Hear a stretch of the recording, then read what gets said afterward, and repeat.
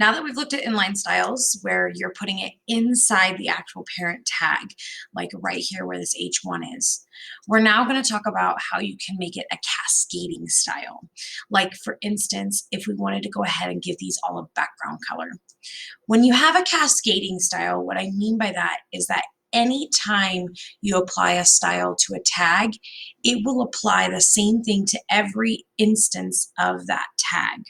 So up in the head, we can go ahead and create something that the user doesn't necessarily need to see where we're applying a background color, but we have it apply and manifest on the page in the body.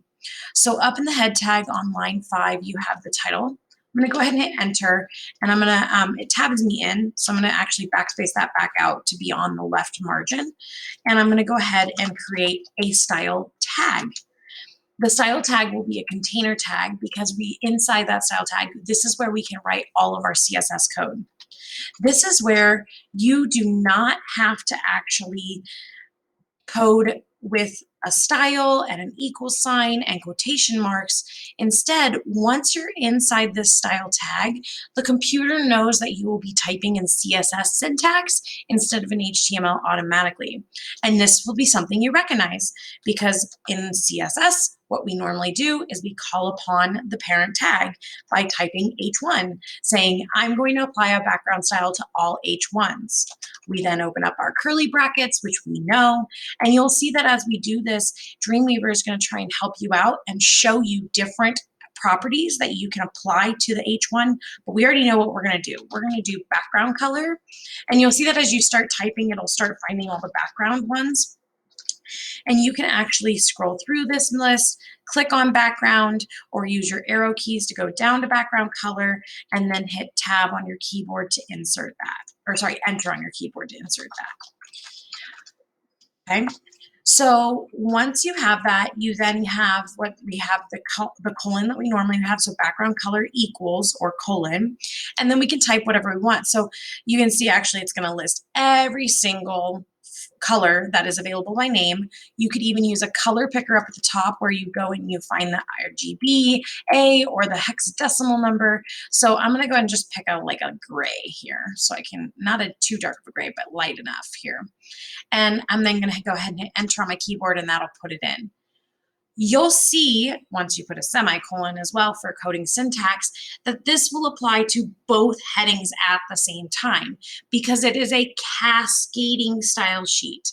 It's not just applying the style to the parent tag it is sitting in. It's applying to any time it sees an H1. So here it sees an H1 and here it sees an H1. If we create another H1 here, that is a third example heading, you're going to see that automatically it's going to have a background color of gray. This is important because you have a difference between an inline style, inline being inside the parent tag, and then an internal style sheet where it is inside the head and it is a full style sheet for the entire page. So I think this is important because any change you make here, like I said, is going to be cascading through all of it. So if, for instance, we wanted to add an underline, we could do a text dash decoration inside the curly brackets of underline, and that will apply to all three at the same time.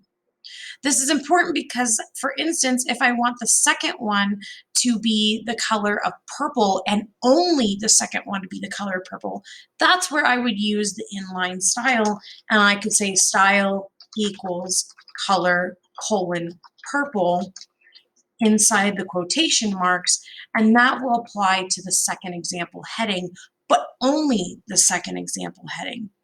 So instead of having to put background color and text decoration of underline in every single heading one with a style attribute as an inline style, we can just use a cascading style up at the top. This is important because this is how we've been coding all of our CSS, is using a cascading style sheet. So there's a big difference between inline and internal style sheets. Don't forget to save this because we're going to keep working with it up in the next video.